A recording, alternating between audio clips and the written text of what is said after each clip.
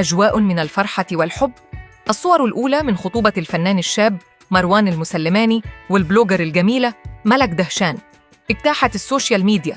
مروان وملك شاركوا متابعيهم لحظات من الحفل، صور مليانة ضحك، قرب، ولقطات بتقول إن الاتنين دول مبسوطين فعلاً مع بعض.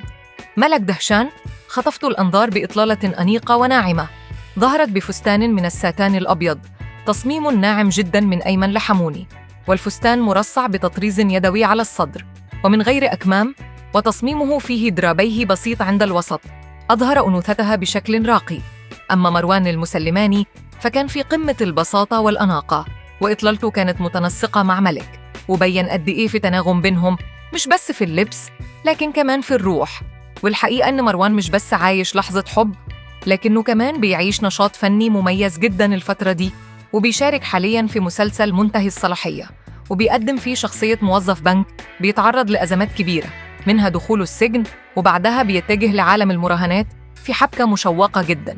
وبيشارك في المسلسل كوكبة من النجوم زي محمد فراج، ياسمين رئيس، هاب مجدي، جيسيكا حسام الدين وغيرهم، والعمل من تأليف محمد هشام عبية وإخراج تامر نادي.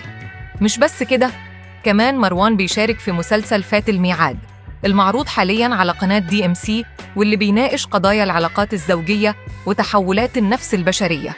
وبيشارك فيه مجموعة مميزة من الفنانين زي أسماء أبو اليزيد، أحمد مجدي، محمود البزاوي وغيرهم. يعني مروان المسلماني حالياً في حالة تألق حقيقية بين نجاح شخصي في الخطوبة ونجاح فني بيكبر كل يوم. مبروك للعروسين، وإحنا في كواليسهم هنتابع معاكم كل جديد عنهم خطوة بخطوة.